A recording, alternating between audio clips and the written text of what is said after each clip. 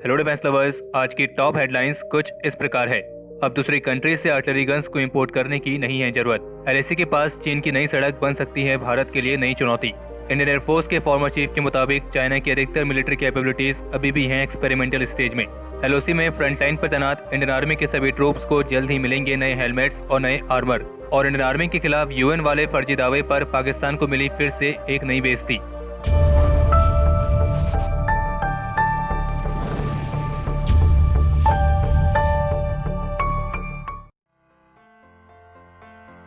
Top sources के मुताबिक आज ओडिशा के बालासोर फायरिंग रेंज में डीआरडीओ द्वारा विकसित की गई एटीएजीएस के एक सफल फायरिंग ट्रायल्स को कंडक्ट किया गया था। और इसी दौरान एएनआई के साथ बात करते हुए डीआरडीओ ऑफिशियल्स का कहना था कि उनकी एटीएजीएस अपने फील्ड ट्रायल्स के दौरान ऑलरेडी 2000 से भी अधिक राउंड्स को फायर कर चुकी है। और उसके ये ट्रायल चीन के साथ लगी सीमा के नजदीक सिक्किम में और पाकिस्तान के साथ लगी सीमा के नजदीक पोखरन रेंज में किए गए हैं। और इस बात की जानकारी एटीएजीएस के प्रोजेक्ट डायरेक्टर और डीआरडीओ के सीनियर साइंटिस्ट की तरफ से दी गई है। और उनका ये भी कहना था कि डीआरडीओ द्वारा विकसित की गई एटीएजीएस इंडियन आर्मी द्वारा इस्तेमाल किए जाने वाली लेजेंडरी बोफोर्स गन की तुलना में कहीं ज्यादा बेहतर है। और केवल बोफोर्स ही नहीं बल्कि ये दुनिया में मौजूद किसी भी अन्य आर्टिलरी गन की तुलना में सबसे बेहतर है। और इसमें उन्होंने एटीएजीएस को इजराइल की advance towed howitzer ordnance system यानी कि एटॉस गन से भी कहीं ज्यादा बेहतर बताया है, जिसे इजराइल ने इंडियन आर्मी के लिए हाल ही में पेश किया है।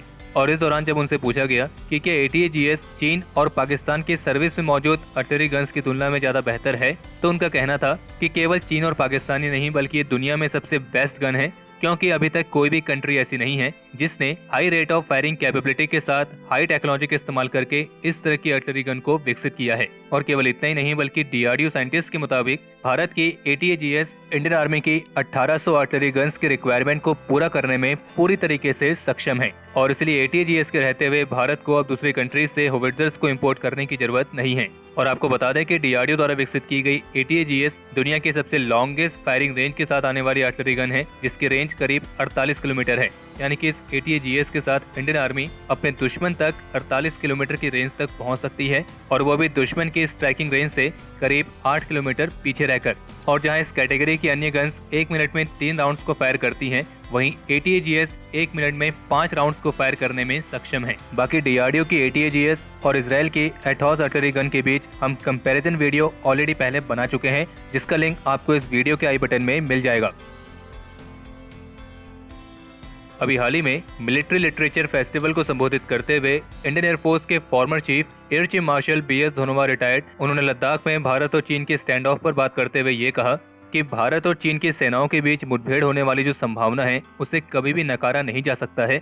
लेकिन इसके साथ उन्होंने ये भी कहा कि चाइना अभी भी अपने पुराने सोवियत एरा डॉक्ट्रिन पर विश्वास करता है, जिसमें उनके मेन ऑफेंसिव वेपन में मिसाइल्स और रॉकेट बेस्ड इक्विपमेंट शामिल हैं। और फॉर्मर एयरफोर्स चीफ के मुताबिक आज का चाइना वो चाइना नहीं है जिसने कोरिया में लड़ाई लड़ी थी, जबकि आज का चाइना अपनी वन चाइल्ड पॉलिसी के साथ एक बड़ी तादाद में कैजुअलिटीज को नहीं ले सकता है। और केवल इतना ही नहीं बल्कि फॉर्मर इंडियन एयरफोर्स चीफ के मुताबिक चाइना की जो एयरफोर्स है यानी कि पीपल्स लिबरेशन आर्मी एयरफोर्स, वो ऑन पेपर कैपेबिलिटी के मामले में काफी बड़ी दिखाई देती है। और वैसे भी चाइनीज एयरफोर्स को एक ऐसे डिफेंस बजट का सपोर्ट है जो हमारे डिफेंस बजट की तुलना में 3 गुना ज्यादा है। उनका कहना था कि चाइनीज एयरफोर्स के पास करीब 1500 फाइटर्स हैं, जिनमें से 800 4th जनरेशन के हैं।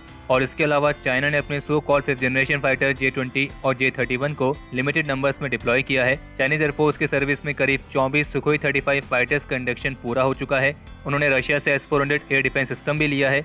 चाइना के पास स्ट्रेटेजिक बॉम्बर्स हैं, एडवांस अबॉक्स एयरक्राफ्ट हैं। चाइना ने अमेरिका का सामना करने के लिए इलेक्ट्रॉनिक वॉरफेयर को विकसित किया है, यानी कि उनके पास जो टेक्नोलॉजी है वो हमारी टेक्नोलॉजी की तुलना में काफी ज्यादा है। लेकिन सवाल यहाँ पर ये आता है कि हिमालय जैसे क्षेत्रों में चाइना की ये टेक्नोलॉजीज कितनी ज्यादा क्रेडिबल है, यानी कि आप किस हद तक चाइनीज टेक्नोलॉजीज पर विश्वास कर सकते हैं। और वैसे भी इन मामलों में जो टेरेन का इफेक्ट होता है उसे भी कंसीडर करना चाहिए, क्योंकि ये एयरक्राफ्ट ऑपरेशंस को इम्पैक्ट करता है। और जो हिमालय जैसे क्षेत्र हैं जहाँ पे ऊंचाई काफी ज्यादा है और टेम्परेचर काफी कम है, तो ऐसे क्षेत्रों पर अक्सर एयरक्राफ्ट ऑपरेशंस में बहुत ही कम रिएक्शन टाइम होता है।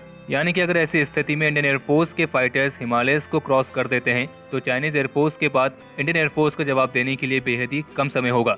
और केवल यही नहीं बल्कि लद्दाख जैसे रीजन में चाइना को लॉजिस्टिकल इश्यूज भी फेस करने पड़ेंगे। और फॉर्मर इंडियन एयरफोर्स चीफ के मुताबिक चाइना की कैपेबिलिटीज की स्थिति कुछ ऐसी है कि हाथी के दांत दिखाने के और खाने के और, यानी कि चाइना की अधिकतर कैपेबिलिटीज अभी भी एक्सपेरिमेंटल कंडीशन में है, जो दिखने में तो काफी ज्यादा एडवांस लगेंगी लेकिन एक्चुअल में वो कैपेबिलिटीज उतनी एडवांस होती नहीं है। और जबकि इसके अलावा अभी हाल ही में भारत चीन सीमा विवाद पर इंडियन आर्मी के former northern army commander lieutenant general DS Hooda retired, उनका भी एक स्टेटमेंट सामने आया है जिसमें उनका ये कहना है कि चाइना भारत के लिए एक प्रमुख चुनौती के तौर पर उभर रहा है, तो इसलिए भारत को अपने भविष्य को ध्यान में रखने की जरूरत है और अपने डिप्लोमेटिक, पॉलिटिकल और मिलिट्री स्ट्रेटजीज को उसके अकॉर्डिंग फ्रेम करने की जरूरत है।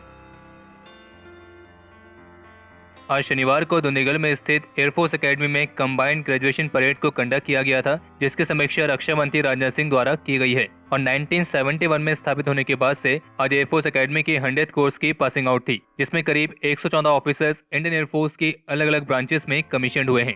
और आज की परेड में इंडियन नेवी के 6 ऑफिसर्स, इंडियन कोस्ट गार्ड के 5 ऑफिसर्स और 3 फ्रेंडली फॉरेन कंट्रीज के ऑफिसर्स भी ग्रेजुएट हुए हैं। और बाकी अगर आप आज के इस कंबाइंड ग्रेजुएशन परेड को देखना चाहते हैं तो इंडियन एयरफोर्स के ऑफिशियल यूट्यूब चैनल पर आपको इसके रिगार्डिंग वीडियो मिल जाएगी और हमने इंडियन एयरफोर्स के ऑफिशियल चैनल्स का लिंक इस वीडियो के डिस्क्रिप्शन में दे दिया है। और बाकी आज एयरफोर्स एकेडमी में इस परेड को संबोधित करते हुए रक्षा मंत्री राजनाथ सिंह ने पाकिस्तान पर भी बात करते हुए ये कहा कि हमारा जो एक पड़ोसी देश है वो लगातार 4 बार युद्ध हारने के बाद भी अभी भी अपनी नापाक हरकतों में लगा हुआ है। और केवल यही नहीं बल्कि रक्षा मंत्री ने इंडियन एयरफोर्स की सराहना करते हुए ये भी कहा कि 2019 की जो बालाकोट एयर स्ट्राइक थी उसने भारत के इतिहास में एक और सुनहरा अध्याय जोड़ दिया है। और इसी दौरान उन्होंने भारत चीन सीमा विवाद पर भी बात करते हुए ये कहा कि आप सभी भारत चीन स्टैंड ऑफ से अच्छे तरीके से वाकिफ होंगे। तो इस पर उनका कहना था कि ये नया भारत है जो किसी भी तरह के ट्रांसग्रेशन, किसी भी तरह के एग्रेशन और किसी भी तरह के यूनिलेटरल एक्शन का अच्छी तरीके से जवाब देगा। और इस स्टैंड ऑफ में हमने साबित करके दिखा दिया है कि भारत अब किसी भी तरीके से कमजोर नहीं है।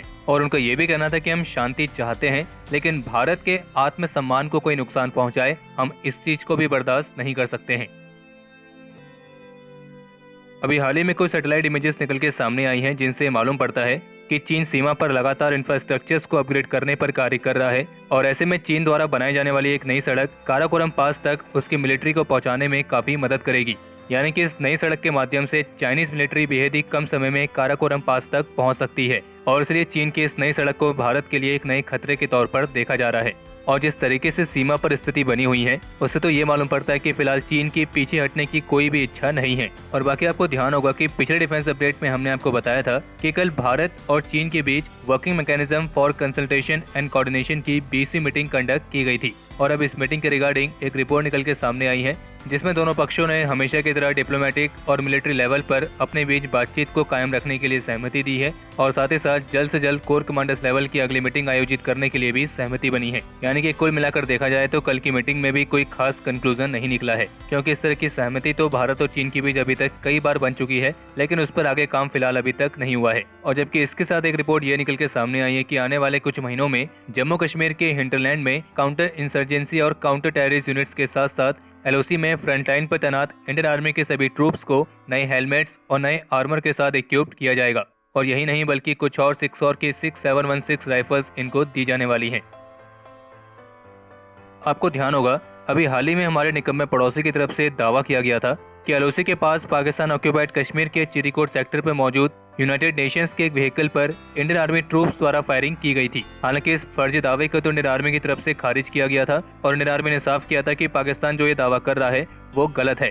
लेकिन अब इसी पर एक रिपोर्ट वियोन की तरफ से जारी की गई है जिसपे उन्होंने UN सेक्रेटरी जनरल के डिप्टी स्पोक्समैन फरहान हक के हवाले से बताया है कि यूनाइटेड नेशंस ने पाकिस्तान के इस दावे में उनकी पोजीशन लेने से मना कर दिया है। और UN के प्रवक्ता का कहना है कि उन्हें नहीं लगता है कि ये जो एक्ट हुआ है ये इंडियन ट्रूप्स द्वारा किया गया हो, जैसा कि पाकिस्तानी आर्मी दावा कर रही है। बाकी उन्होंने साफ किया है कि United Nations military observer group का जो व्हीकल जिस पर ये फायरिंग हुई थी उसमें मौजूद पर्सनल और ड्राइवर उन दोनों को नुकसान नहीं पहुंचा है। हाँ, उस व्हीकल को थोड़ा नुकसान जरूर पहुंचा है और इस मामले की फिलहाल जांच चल रही है। और इसी के साथ हमारे निकम्मे पड़ोसी के झूठे प्रोपेगेंडा का एक बार फिर से पर्दाफाश हो चुका है और इसी के साथ उन्होंने एक बार फिर से अपना बेइज्जती कराने का नया रिकॉर्ड बना लिया है। कल के जो हमारे टॉप 3 कमेंट्स हैं वो कुछ इस प्रकार है।